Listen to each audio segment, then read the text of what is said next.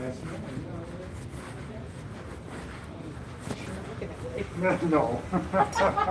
We know it. Well, I hope you get your cooling back.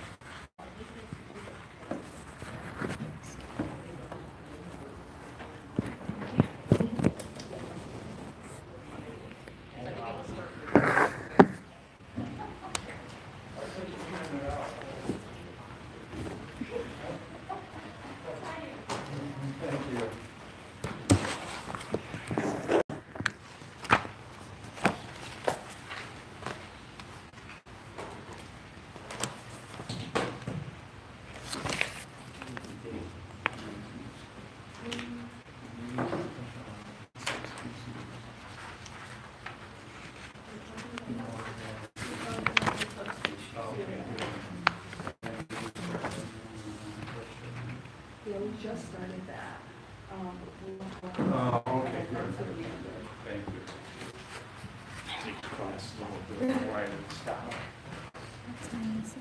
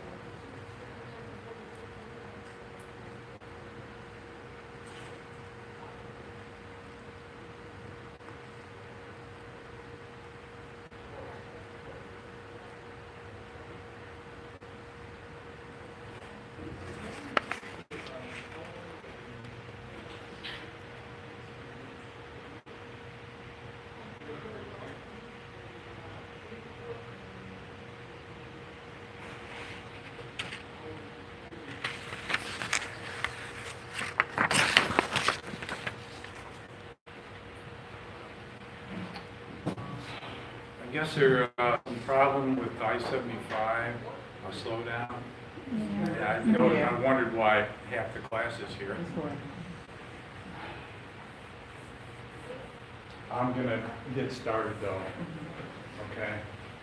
So today, what we're going to do is finish up the biology of how we classify living things into groupings, and then today we're actually going to start talking about some of the pathogens that cause infections in humans. So, I think we started the topic of binomial nomenclature, a set of naming rules that are used to identify scientific names.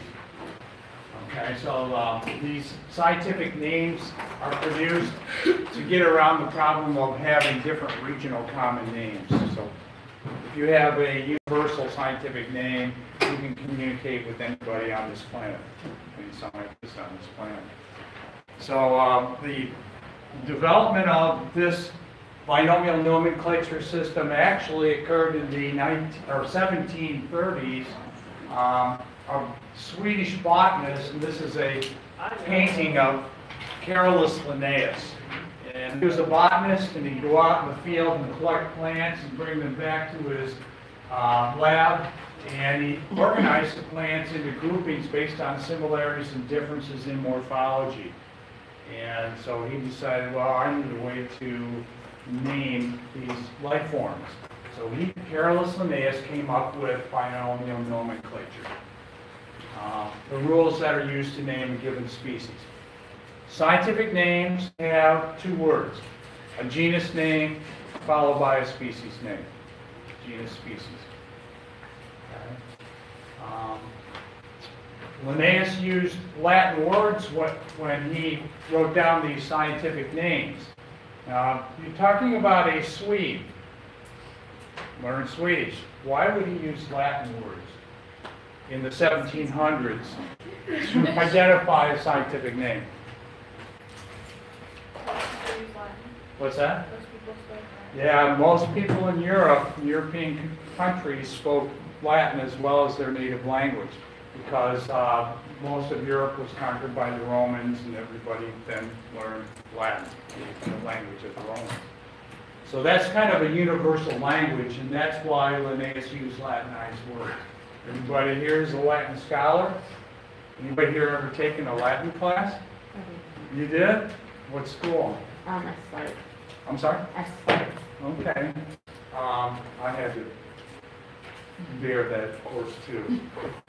Anyway, we're all Latin scholars. Everybody knows what micro means. Small. Aqua means water. Sub means below. Okay, so Latinized words were used so that scientists in the Western Hemisphere and Europe could communicate with one another. Now, when you're writing a scientific name, which you will, especially in lab, there are rules that need to be followed, and it's very simple. Genus name followed by a species name. Both names are either underlined or the words are italicized. Now, if you're handwriting a document in lab, you'll probably underline the genus name and the species name. In textbooks, they just italicize the words, those important scientific name words. Second rule states that the first letter of the genus name is capitalized. All other letters are written in lowercase. So I gave you two examples on your handout. Homo sapiens, that's the scientific name for the human. Okay, so is it printed correctly on your handout? Yeah. Yes? I hope that you can tell that these words are italicized, they're offset. And the first word, homo, capital H. And that tells me that's the genus name. Species name, all lowercase letters. I have a question. Sure. So, if this was on the exam, right? I can't tell that that's italicized, so would it be? Okay, well, I'm not going to try to trick you on in the exam, but on my exams, when I write a scientific name, I do italicize as opposed to underline. Okay. Because that's pretty standard now that we have computers and we can change them. Okay. So the second example is Micrococcus luteus. Is it printed correctly on your handout? Following the rules? Yes, both words are underlined. The first word, Micrococcus, is the genus name because the first letter is capitalized. Micro means small. The word coccus means berry-shaped or round, small round cells, luteus. Remember the corpus luteum in anatomy too? It's a yellow body that forms in the ovary. Luteus means yellow. So if you know some Latin, a lot of times these scientific names tell you something about the organism.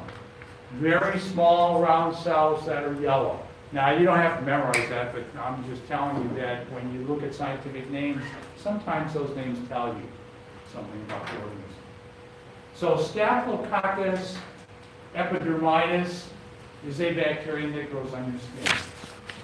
This teacher's name is kind of telling you that.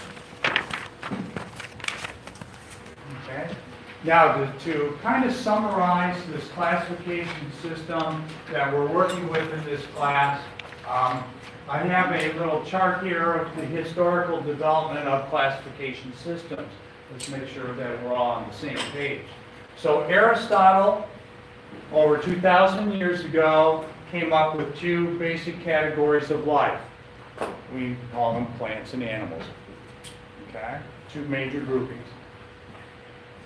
Ernst Haeckel came along 1866 and came up with a new category called Protista. What are the basic characteristics of Protistans?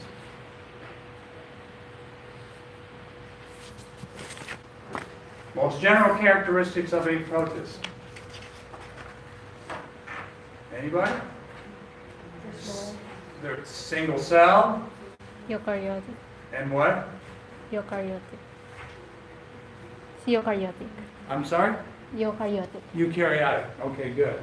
Well, at Haeckel's time, he didn't know about eukaryote and prokaryote, so single-celled life forms. That's what protista is, right? Okay, and he then subcategorized the protists into the lower protists and the higher protists. Lower protists, what did I draw a picture of? A small bacterial cell.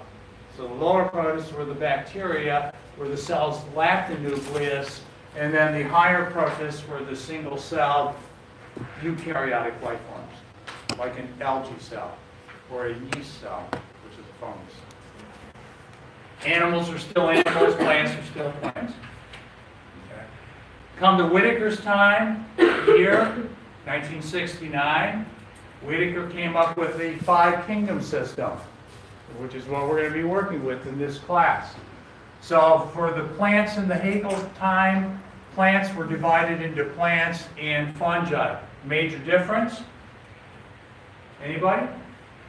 Plants are autotrophic. They make their own food. Fungi are heterotrophic. They feed another life form. So 2 kingdoms from the plants.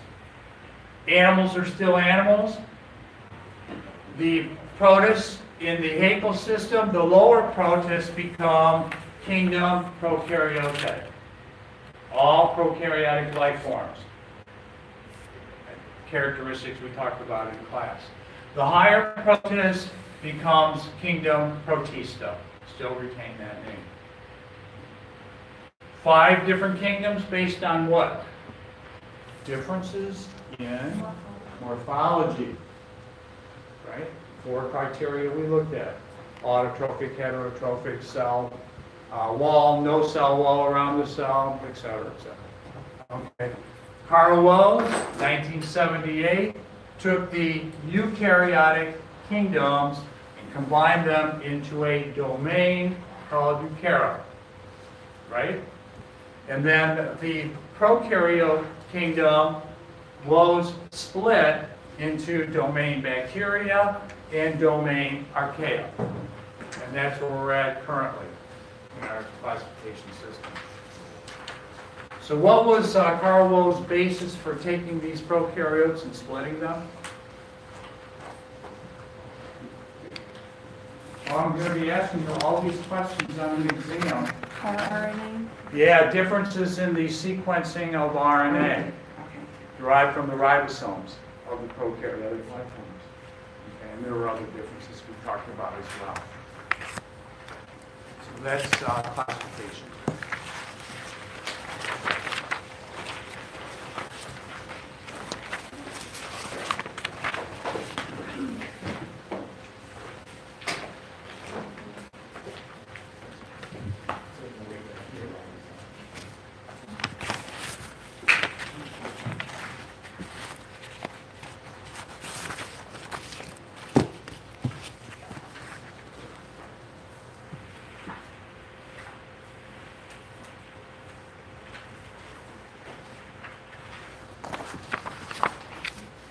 We're working with Whitaker's classification system primarily as we go through the pathogens that we're going to be addressing in this class. Of the 5 kingdoms in the Whitaker system, how many are eukaryotic kingdoms? 4. They're right here. Plants, animals, protista, fungi. So the way I'm going to approach the class is we're going to talk about different groups of life forms and talk about some of the pathogens that cause infections in humans from each category. So we're going to be first working with the prokaryotes. I'm sorry, the eukaryotes. So this is a survey of the eukaryotic kingdoms. And we're going to start with the lower forms of eukaryotes and work our way up to animals. So today we're going to be talking about kingdom protista. Next Tuesday we'll talk about the fungal kingdom and the pathogens in that kingdom. And then we'll look at animals. And once we've covered the 4 eukaryotic kingdoms, that's the end of the material for exam number 1. After we do this, we'll start focusing in on bacteria. That's the strategy.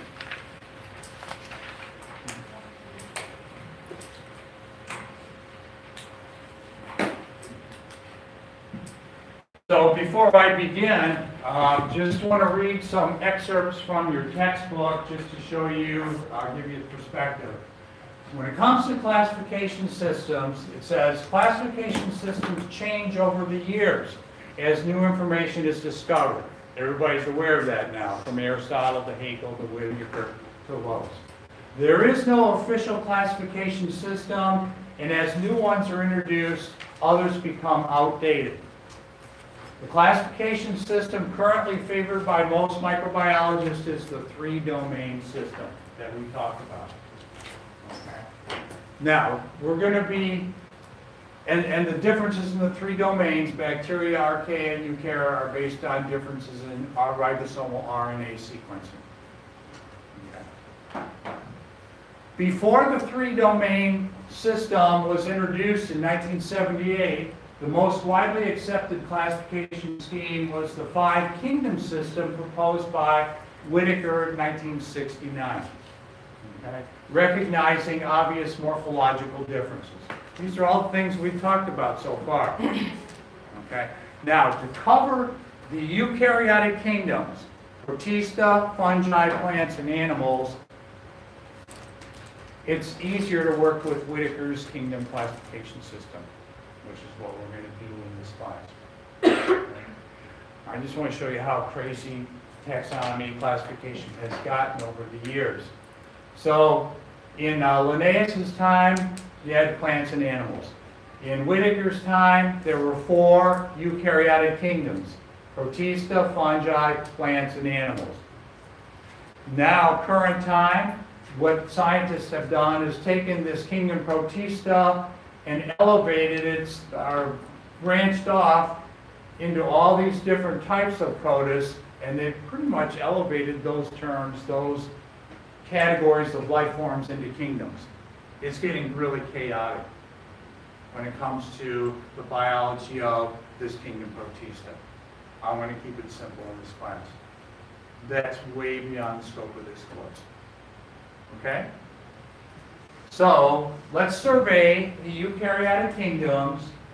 This handout is going to work with kingdom protista.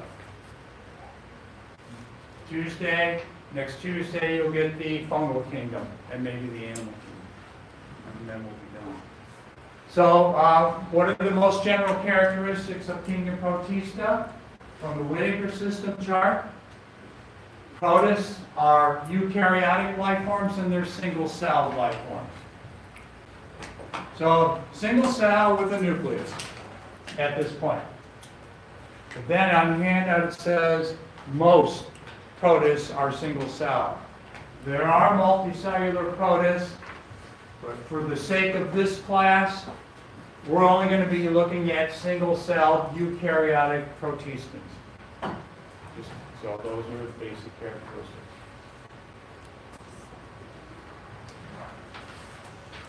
Kingdom What's the next level of classification? Phylum. Phylum. Kingdom, phylum, class, order, family, genus, species, right? Well, this is one example where we're going to slip in an additional level of classification. Between kingdom and phylum is going to be subkingdom. A level of classification just below kingdom. Okay? So the first subkingdom we're going to look at, the only one we're really going to focus in on today, is subkingdom protozoa. Most of you may have heard of the term protozoan. And how many of you have? Okay, so almost everybody. Good. Most general characteristics of a protozoan is that they are heterotrophic, meaning They feed on Each other other. things. Other things. they feed on other life forms, and the cells don't have a cell wall. Wallless. Protistans. Instead, they have a very highly specialized cell membrane.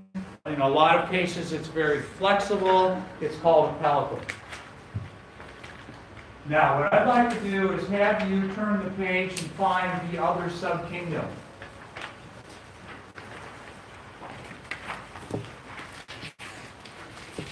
Can you find it anywhere? What is it? Subkingdom algae. Okay, subkingdom algae. And what are the most general characteristics of the algae that are bold printed on your handout? Algae are autotrophic, and algal cells have a cell wall. Okay, so I want to show you a picture. And on the left here is an algal cell, and on the right is a protozoan. And what I'd like you to do first is look at these images and tell me what these two organisms have in common, other than the flagellum. What's that? Okay, each cell has a nucleus, making both of these eukaryotic. They're eukaryotes. And another general characteristic that's common to both? What's that? Oh, okay, mitochondria, which eukaryotic cells would have. That's not what I'm kind of looking for, though. Cilia. What's that? Cilia. Oh, well, no, not cilia. Flagella. They're both single cell. This is a single cell that has a nucleus and major organelles. This is a unicellular organism. This algal cell has a nucleus, major organelles. This is a single-celled organism as well. You all see that? So both of these organisms are single-celled and they're eukaryotic. And isn't that the characteristic of the kingdom Protista? Eukaryotic, single cell.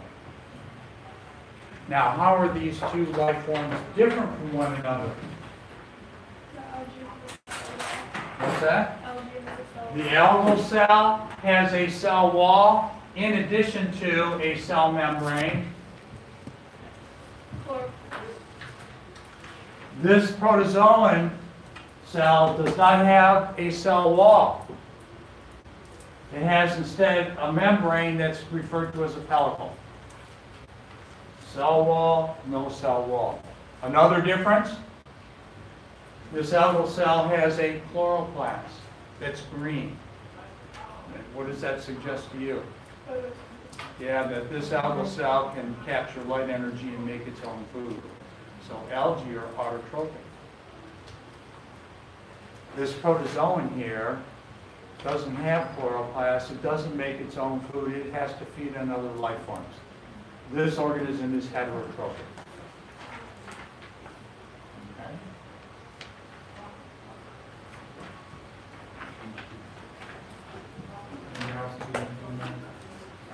Filtering in. Okay, everybody good with this? Okay. So, we're focusing in now on subkingdom protozoa, the protozoans. And by the way, which type of life form would you suspect is likely to cause an infection in a human? A protozoan or an algal cell? Protozoans. Why? They're heterotrophic. sometimes they're feeding on your tissues at your expense. They're parasites. They're pathogens. Algae don't cause internal infections. So what's our emphasis going to be in a health microbiology class? Protozoans over algae.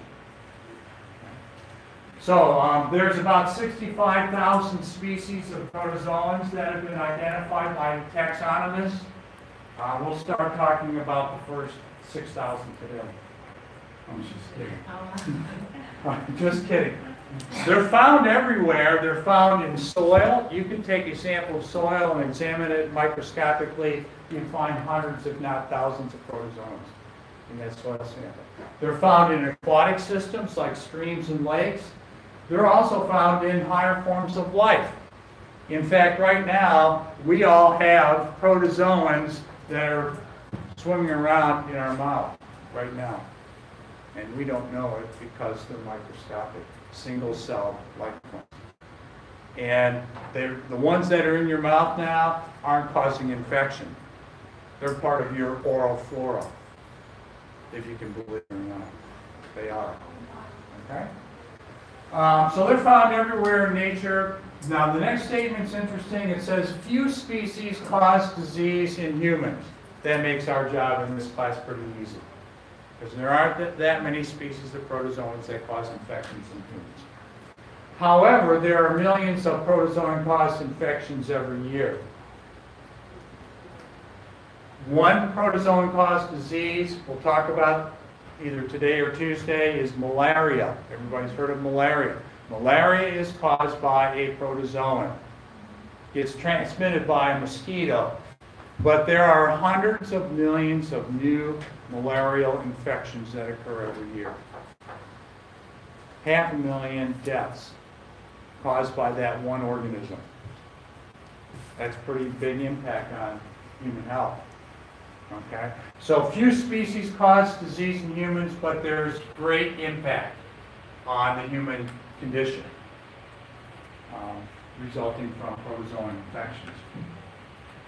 So the protozoan subkingdom then gets divided into phylum. Kingdom, subkingdom, phylum. So there are 4 phyla that you need to be aware of.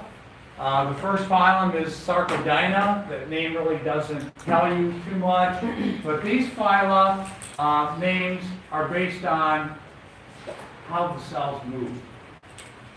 So the sarcodynes exhibit what's called amoeboid movement, involving the production of a pseudopod.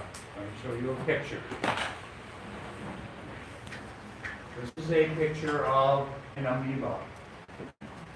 Notice that it has a very irregular shape, and the reason is that that pellicle, that outer covering, is very flexible. And when you look at this life form, inside you see a nucleus and other organelles that hopefully suggest to you that it's a single-celled life form. And it has a food vacuole, meaning it's been eating something. And that tells you that this is a protozoan that's been eating. It's heterotrophic, yes. I seen a documentary that there's an amoeba in like warm water in the United States coming that it's okay if you swallow it or if it absorbs in your skin, but if you're swimming and it goes through your nose, it's like brain dead. It can cause an infection in the brain. And it's really hard to treat it because the symptoms are like the common disease. I don't remember what it was, but it was something common, so they're treating it for that. And then like a week later, these people are dying. Yeah. You hear about that occasionally, almost maybe once a year.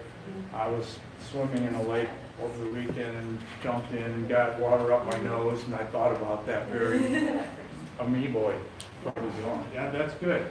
But that's not a common transmissible disease like we're going to be talking about today. But thanks for sharing that.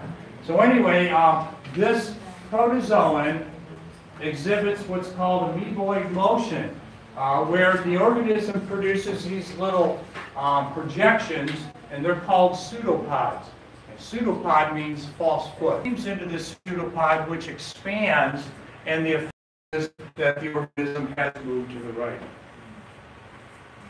Now, you've got cells in your body that exhibit amoeboid motion. You know what they are? White blood cells. White blood cells can actually move out of the bloodstream, get into your tissue spaces, and move to an infection site.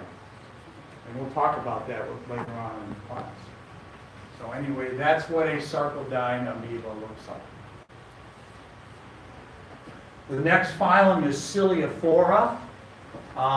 That name tells you that the protozoan cell has cilia, which it uses to move. Show you a picture of a ciliophoran. You may have seen these organisms in high school biology if you looked at an aquarium sample or a pond water sample. So this is a single-celled life form. Notice the hair-like cilia. They beat back and forth in unison and propel the organism through the environment. These things move real fast for their relative size. When you look at them under the microscope, they dart across the field of view. This has a mouth, suggesting that it's eating something. It's heterotrophic. Protozoans are heterotrophic. Any questions? So the third phylum is Mastigophora. It really doesn't tell you too much about the type of motion. Mastigophorans are single-celled protozoans that have flagella. Now, how do flagella compare with cilia? Cilia are very short, and there's lots of them surrounding the entire surface of the cell. Flagella are real long, hair-like structures. So I'll show you some mastigophorans, like this one. We're going to talk about this one today. Notice those long flagella projecting away from the cell. This is a flagellated protozoan as well. The phylum is Mastigophora. I know names, I don't like those names, but it's part of science. Okay, and then the last phylum is phylum Sporozoa. The word sporozoa is derived from the word spore, and a spore is like a seed, and seeds don't move around on their own, like a sunflower seed. Okay, so sporozoan protozoans don't exhibit any motility in the adult form. Okay, so those are the four phylum. Questions? So we're done with the classification of protozoans.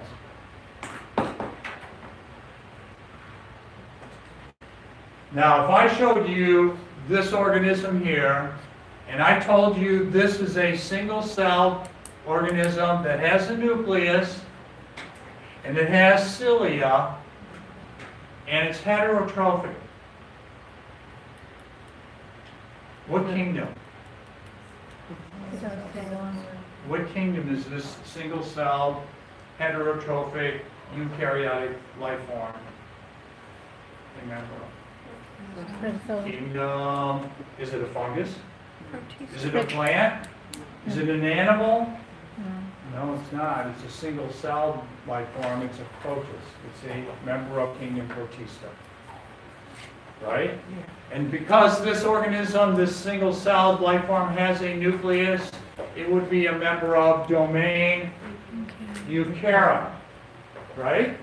Okay, so domain Euchara, kingdom Protista, single-celled eukaryotic life forms, and then it's a protozoan, not an algae. Protozoa is the subkingdom that we just talked about. And then phylum Ciliophora. Okay.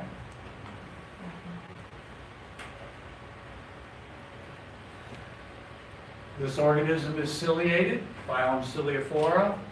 Subkingdom Protozoa, heterotrophic, no cell wall. Kingdom Protista, single-celled eukaryotic. Each time we go from one level to the next, we're adding unique characteristics of the organism as we discussed on Tuesday. Here's our good example. That's the classification of Protistas. We're focusing in this class on protozoans. Everybody good? Okay. So now, each time we go over a different kingdom, I'm going to talk a little bit about the biology of the organism, because the biology is important in understanding the diseases that the organism is causing. Real important. So for a protozoan biology, you're going to need to know that there are two biological life forms, two forms of a protozoan. Boy, all these technical names. The first life form is called a trophozoite, and the other life form is called a cyst. So the trophozoite is metabolically active. In other words, it's carrying out metabolism. It's sustaining life, taking in nutrition, growing, dividing. Okay. Trophozoites, you might want to make a note, are sensitive to the environment. They need a stable environment to survive. Because they're metabolically active, growing and reproducing, they require a constant supply of moisture as well as nutrients, food. Remember, protozoans are heterotrophs.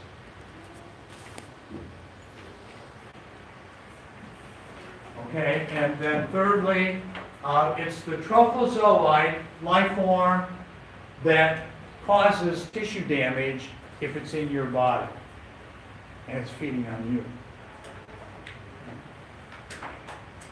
Let me show you a picture of trophozoites. These are all trophozoites.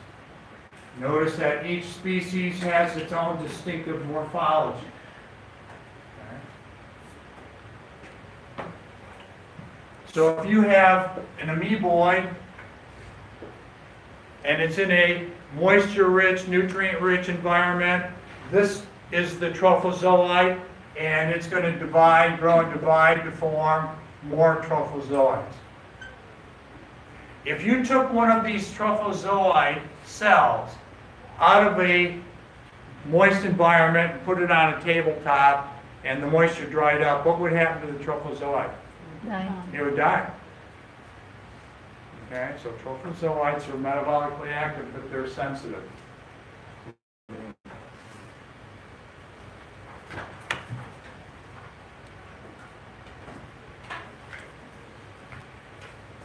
The other life form is called a cyst.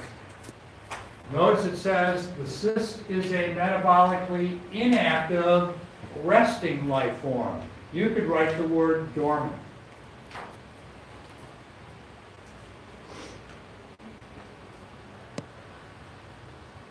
Let me show you what a cyst looks like. Okay, this round object is a cyst. It's almost like a seed. It has a nice protective coating to protect the genetic information inside the organism. This is a protozoan in a dormant state. Okay.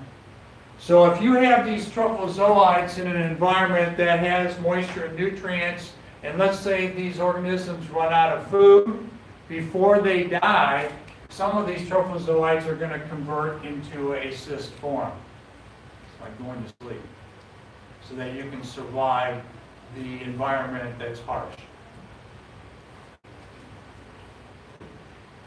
Later on, you take this cyst and put it back into a rich, moisture-rich, nutrient-rich environment. What do you think the cyst is going to do?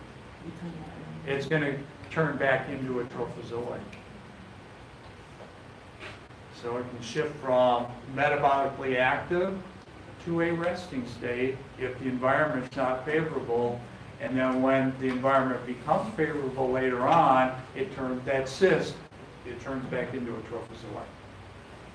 You know what cyst formation is to the protozoan? It represents a survival strategy to survive environments that are harsh.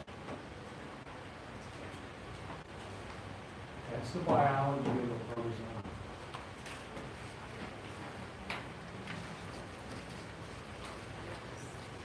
So the cyst is, again, represented dormant, resting in active life form. It's able to survive harsh environments for long periods of time.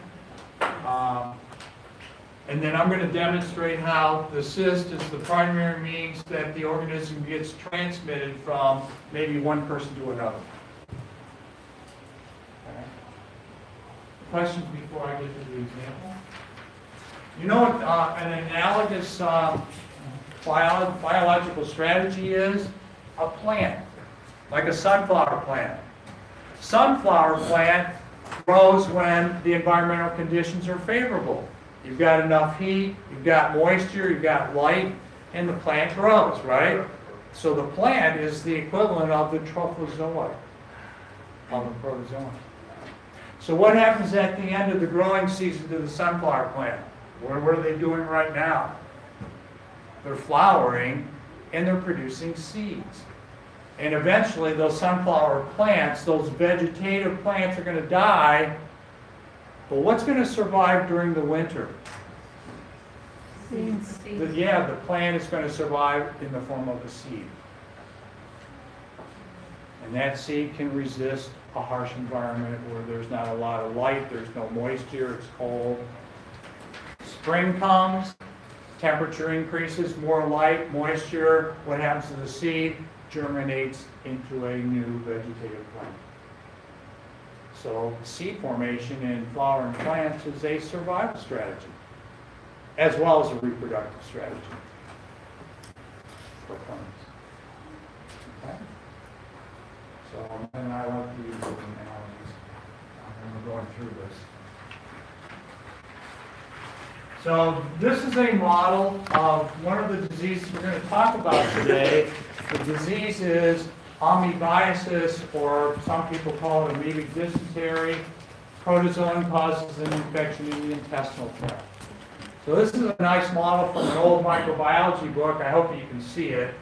But up here, this is the esophagus. So this person is consuming both trophozoites and cysts, both forms of that protozoan.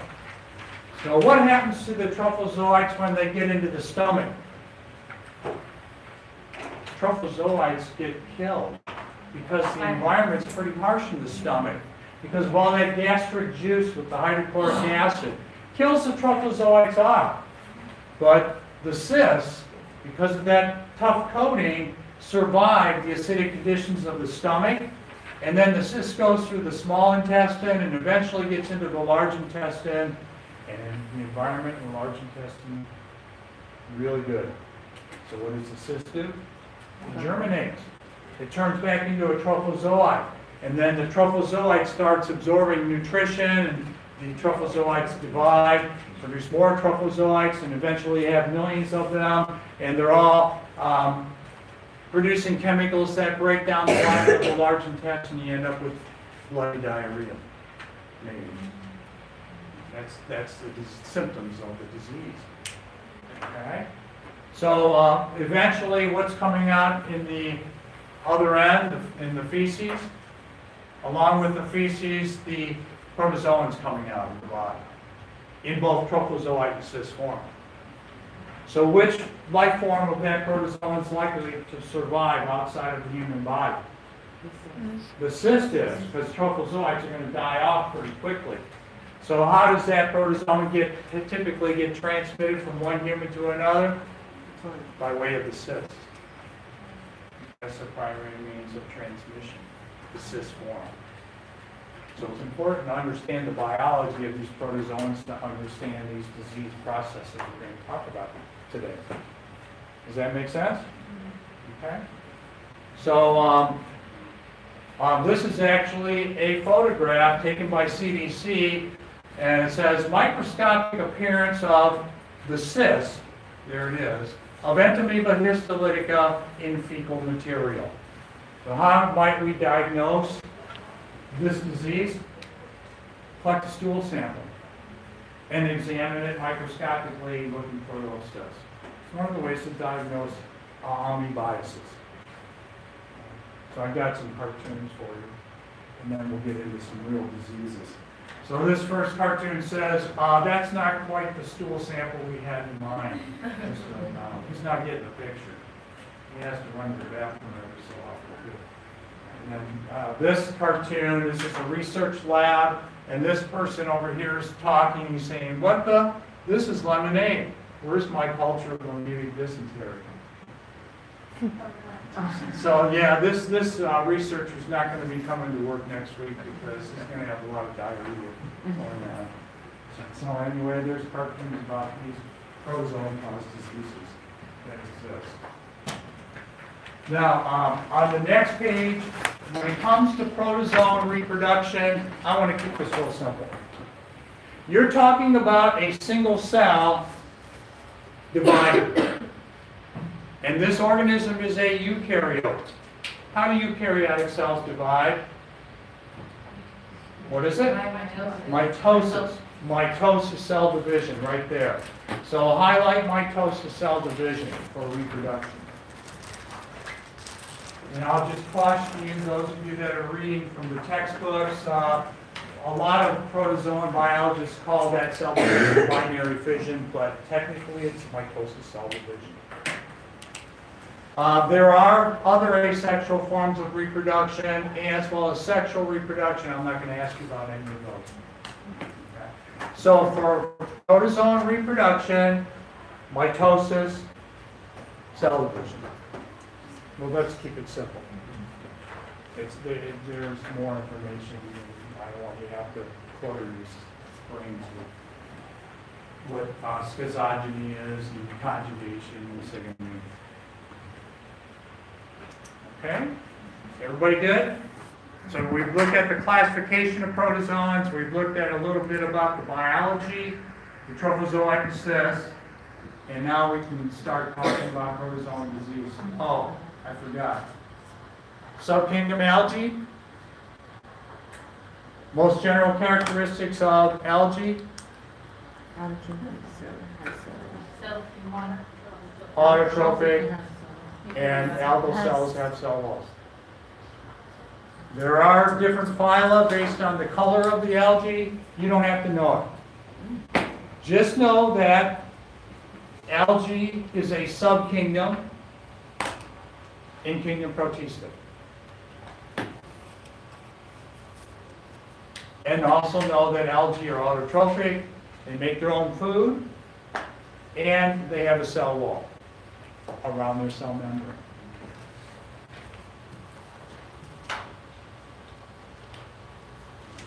Can anybody here think of any internal infections that are caused by algae?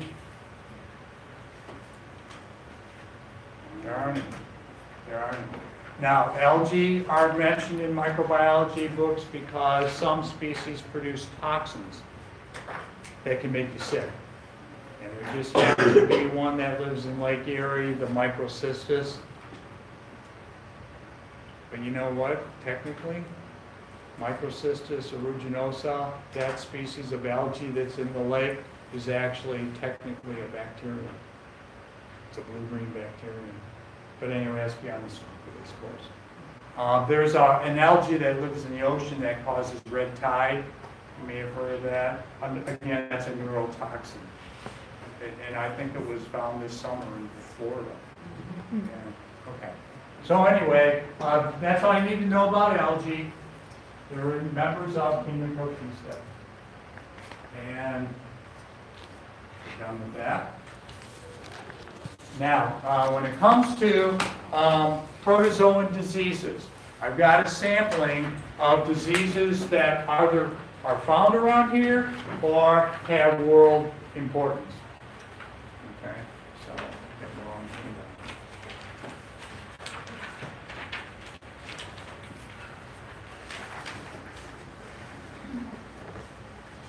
done. I probably should put some information on the board to let you know what you need to know from each of these protozoan diseases that we're going to cover.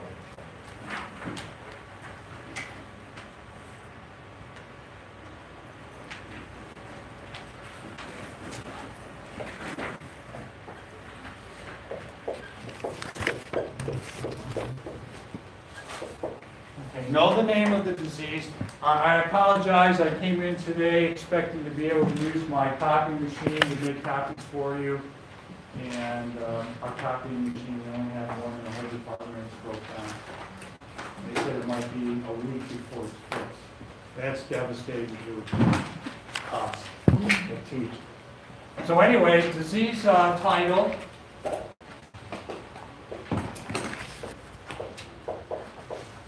Know the organism that causes the disease, and that includes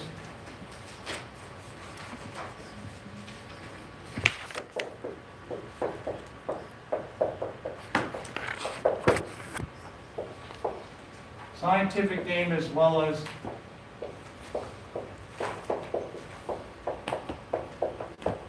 characteristics of the organism. And this will all be brought out when we get into our first example. Okay, so the next thing you want to know is the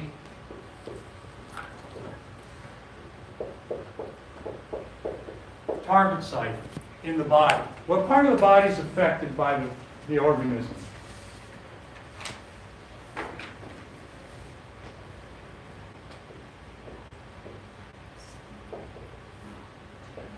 Symptoms?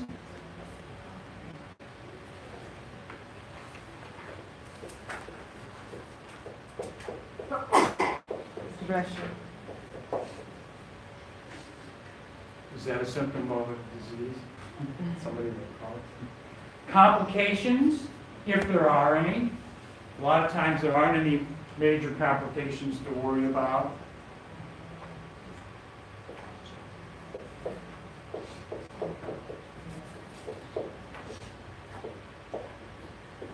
Mortality rate.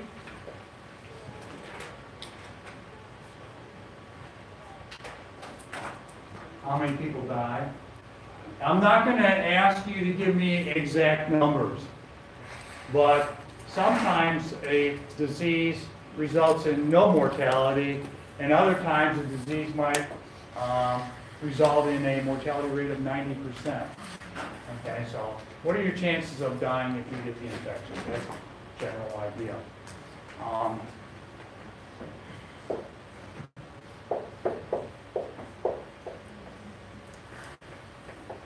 Transmission. How does it get from one person to another?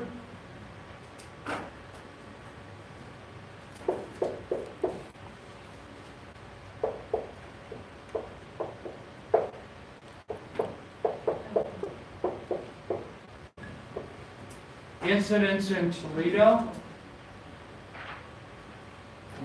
Incidence means how many cases. Does the disease occur in the Toledo area? If you know that, then you know that you might see a patient with one of these infections. Okay? Makes sense? And then finally,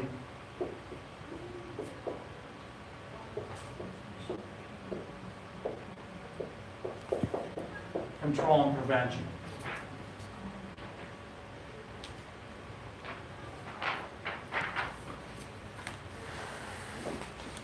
I think everybody's here is going to be here today. And that's one tendency.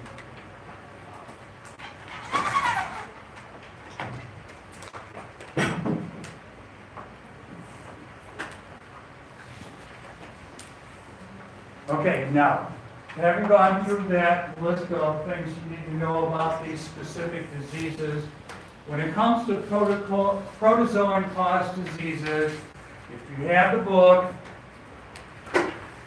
look at the name of the disease, go to the index, and the index will direct you to a few pages, typically in the last third of the book. So in the first 2/3 of the book, we learn about the biology of these organisms, and then the last third of the book goes into specific diseases.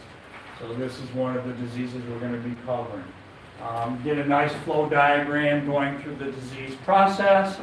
On the next page, you have, in this example for giardiasis, a little table going through exactly what I had you write down as a list of things to know. Real nice little study guide. Okay? So let's start going through some of these protozoan-caused diseases. The first disease on the list is technically called amoebiasis. Now, where it says etiologic agent, that's the organism. Biological agent. Amoebiasis, that disease, is caused by a protozoan with the scientific name Entamoeba histolytica.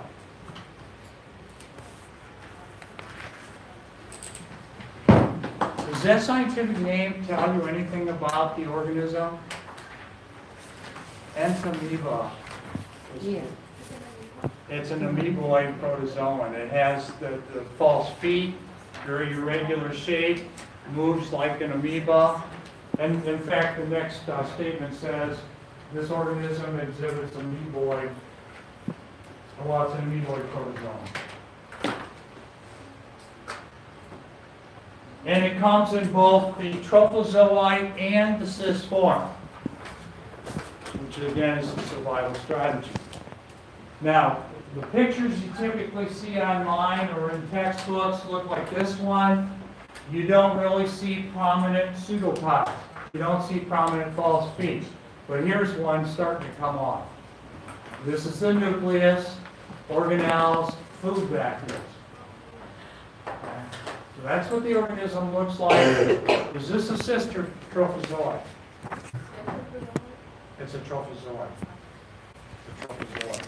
So in this picture I downloaded, there's the trophozoite. Again, it doesn't have the real irregular pseudopods, but that's what the trophozoite looks like. That's what the cyst looks like. Cyst looks more rounded and seed-like. Now, pathogenesis kind of describes the disease process. So you get the infection when a human gets an infection when they ingest the cyst. Because that's the form that survives harsh environments outside of the human body. So you ingest cysts, the cysts germinate back into trophozoites, and they start feeding and multiplying in the target site. The target site is the large intestine. So this is an intestinal parasite, intestinal pathogen.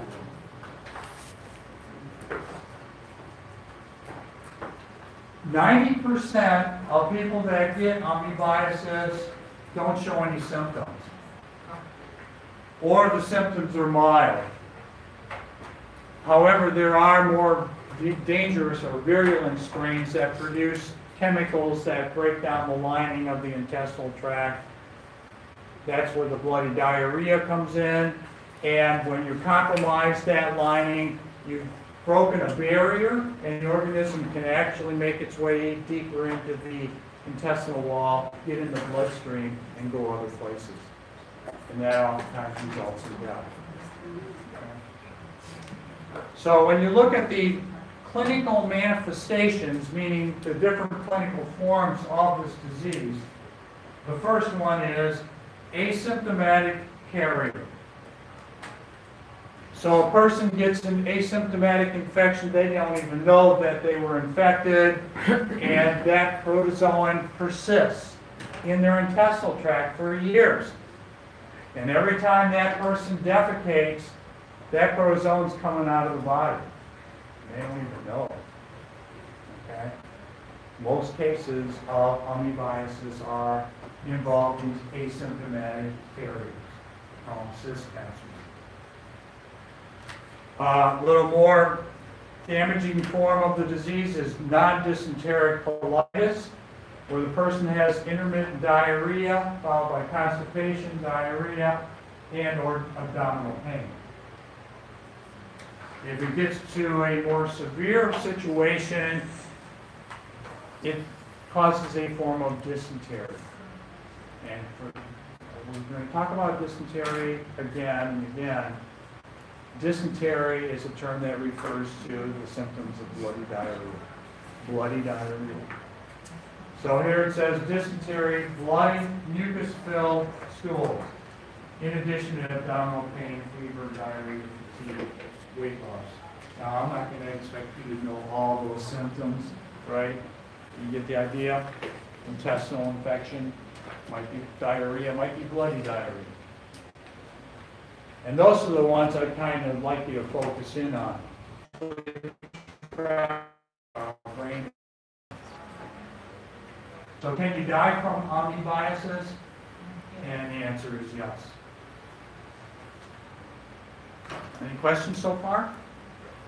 Okay, so epidemiology describes things like how is this infection transmitted? Do people die? What's the mortality rate? What's the impact on humans? So under epidemiology, it says the human is the host. If you get amoebiasis, you're getting it from another person. How do you get this infection? Consuming contaminated food or contaminated water, primarily.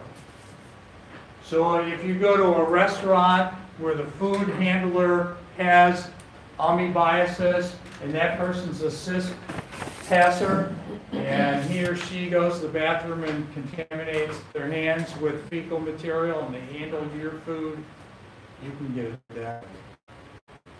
Or if they defecate and that feces contaminates a drinking water supply, you don't see that in this country, but you do in developing countries. That's another primary means of transmission.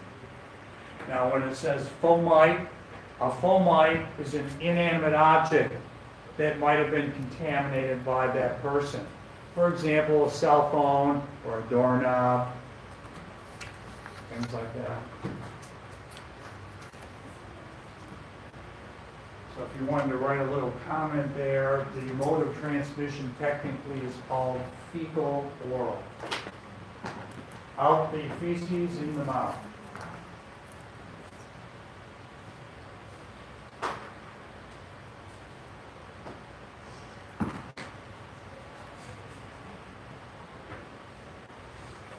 Now, if you notice the next statement, it says estimated 50 million infections per year worldwide, highest rate in tropical regions. That's what I would highlight. It's found primarily in tropical regions of the world. The next statement, you don't have to memorize the numbers. It says 40,000 to 100,000 deaths per year worldwide caused by this single protozoan. So, can people die from amoebiasis? The answer is yes. 10 million carriers in the United States, and it says the highest rate is in the southeastern states. Well, cross out southeastern and replace that with southwestern. Because you see a lot of immigrants coming into that part of the country carrying that protozoan from a tropical region. It's changed over the last few decades.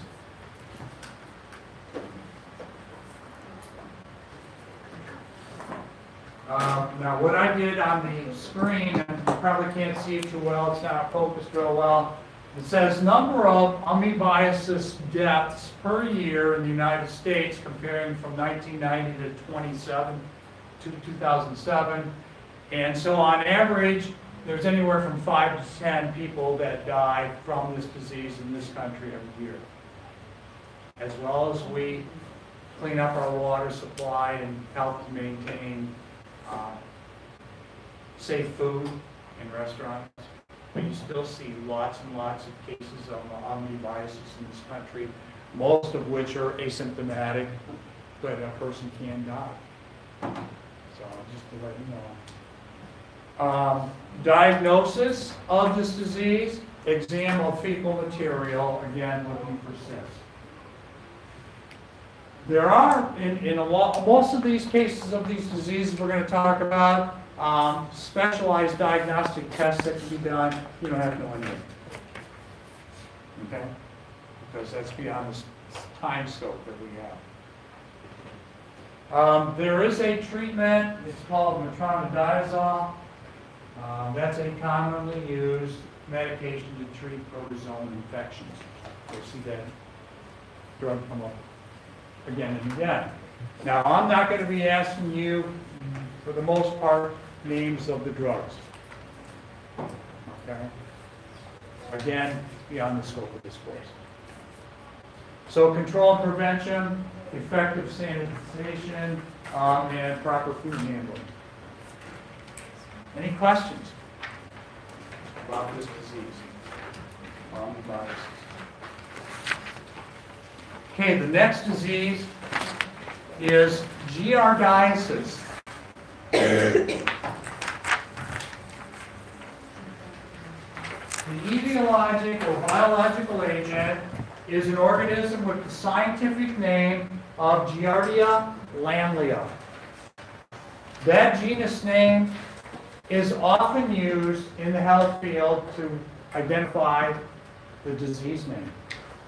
So the technical name of this disease is giardiasis, but a lot of times we call it Giardia. Anybody here ever heard of it? Yeah? From where? I took micro. Oh, okay. Anybody else? No? Okay. This organism is a flagellated protozoan. The phylum is Mastigophora. If you look back in the notes. It's a flagellated protozoan. Comes in both trophozoite and cyst form. Okay, so picture. Here's a light micrograph of two cells that are kind of attached to one another, but they were stained with crystal violet. So this is what you would see in the lab, microlab, if you looked at a sample of Giardia lamblia.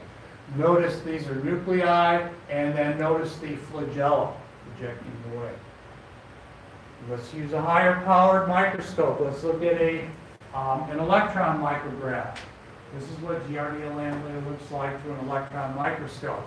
Again, the flagella, so it's motile, it swims around, and this large object here is a sucker that it uses to latch on your body tissues. Okay. There's another colorized electron micrograph of the trophozoa, right? Trophozoite. Pictures. And then this is what the cyst looks like.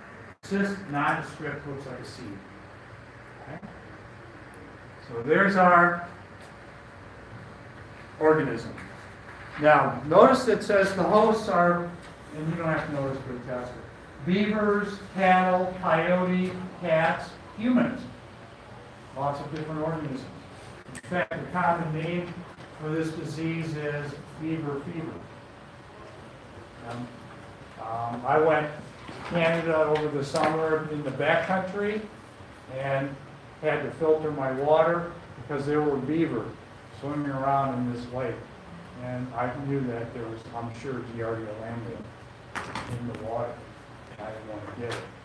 Okay, so it's around, all around. So a lot of mammals carry this protozoan, including humans. The cysts survive outside of the host for months. So if a beaver has this organism and it defecates in the water, the cyst can remain functional for months. Cyst is a survival strategy. Now, so under pathogenesis or disease process, you get this infection when you ingest the cyst from either contaminated food or contaminated water. The target site of this organism is the small intestine. That's where the trophozoites grow and multiply. Symptoms of this intestinal infection include diarrhea, abdominal pain, flatulence, and a greasy, smelly stool. Those are symptoms of fever. Giardia. How do you think you might get an intestinal parasite like this?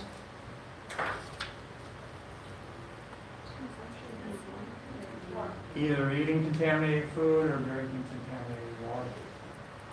Fecal-oral transmission. The common mode of transmission for intestinal infections, whether they be viral, bacteria, or in this case, protozoan.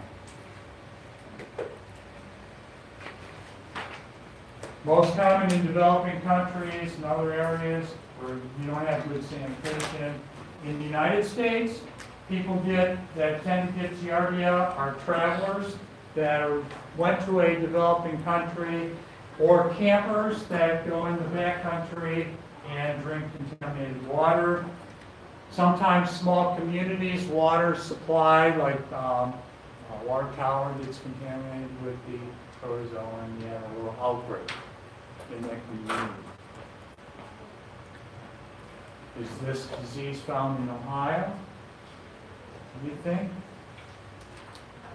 Actually, it is. And I can tell you the numbers. You can write them down if you want to. But it is found in Ohio, anywhere from 800 to 1,000 cases of Giardia in Ohio every year. That's a large number.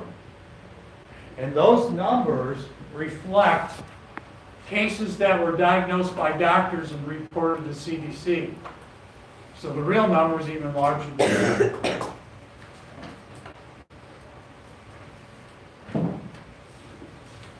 I can tell you some stories real quick. I have a colleague, well, he teaches in this room right before our class. Don't tell him I told you this. He told me this decades ago. Went to Maine, camping, drank water from a pond, came back to Toledo, started having diarrhea and the smelly stools, and went to the doctor, and the doctor couldn't figure out right away what was causing his diarrhea. Well, Chuck did his own research, and you remember where he was. He suspected he had fever, and went back to the doctor, and they did a stool sample, and they found that's what's causing his diarrhea. I have another situation, a friend, a female parent of 2 infant children, lived in a rural community, drank water from their well. Their well got contaminated with the microorganism. They all ended up with smelly diarrhea. I can't imagine changing diapers on an infant that has this smelly diarrhea. But it's found around here. It's found in Ohio. Okay? So it's something you need to know. Diagnosis, cysts in a fresh stool sample. There are other ways to diagnose it. Again, you don't have to know any of those diagnostic tests. The treatment for this disease is an anti-protozoan medication called metronidazole. The common name for this medication is Flagyl, because it treats flagellated protozoan-caused diseases like this one. And then there's different ways, the obvious ways to control and prevent. Boil or filter water. Make sure you're eating safe food. And that's basically Giardia. Any questions? And we haven't gone yet? Let's go to the next one. There's only, 1, 2, 3, 4, 5 diseases that I'd like you to know something about for the disease. So the next disease is technically called trichomoniasis. Trichomoniasis. Common name for the disease is trich. You may have heard about that in the health class. T-R-I-C-H, trich. The biologic agent, scientific name, Trichomonas vaginalis. It's a flagellated protozoan. There's a picture of it. 2 cells. Has a nucleus. You can see the flagella coming off, hopefully. It also has little wings on its side that it kind of beats back and forth. It moves through the environment. It's a motile protozoan. Guess what? No cysts. Doesn't produce cysts. I'll talk about why in a minute. So it has 4 flagella and an undulating membrane. Now for symptoms, first of all, you might want to just write the target site. The target site of this protozoan is the urogenital system. Urogenital tract. So now we're not talking about a Intestinal parasite, we're talking about the urinary system and the genital tract. Females, the symptoms are a frothy, foul-smelling, greenish to yellow vaginal discharge, vulvitis, cervicitis, and urinary frequency. In males that have trick, usually asymptomatic, but occasionally inflamed urinary tract, urethritis. Prostate gland can become inflamed, as well as the seminal vesicles, reproductive structures, accessory structures. The reservoir of this pathogen is the human, and only the human. Animals don't get it, only humans. Humans the only host. And it's coming from the urinary tract. Anybody know how this disease is transmitted? Sexual contact. This is an STD. STD or STI, sexually transmitted infection. Caused by, in this case, a protozoan. And you know why it doesn't need to make cysts? Because it gets transmitted directly from an infected human to a healthy human. So biologically, it doesn't need to make a cyst. So it's pretty interesting. 3 to 15% of the U.S. population infected at any given time, estimated 2 to 3 million infections every year. Yeah. So how do you diagnose it? Well, if you're working in a clinic and a female has symptoms, males don't tend to have the symptoms. If she has symptoms, they take a sample of the secretion from the urogenital tract and look at it under the microscope, a wet mount, saline wet mount, and they'll see the trophozoite swimming around. That's one of the primary ways to identify in a clinical lab. You can also find it on a pap smear, or you can culture in the case of asymptomatic cases. Treatment for a trick infection, there's that flagell again. I'm trying to dry this up. And then the last thing I put at the bottom of the page, just for your information, in females that get vaginitis, which is inflammation of the vagina, a third of cases of vaginitis are caused by this organism, Trichomonas vaginalis. Oh, by the way, species name vaginalis. What does that tell you? Where you're going to find it? In the vagina of the infected female. The scientific names sometimes tell you something. About a third of cases of vaginitis caused by Candida albicans. Well, that's what we're going to talk about next week. That's a yeast. Vaginitis caused by a yeast. Commonly called a yeast infection. And then a third of the cases of vaginitis in females caused by a bacteria. I'll mention that. I guess we've run out of time. So we'll finish up the protozoans on and then get into the fungal kingdom and talk about fungal infections.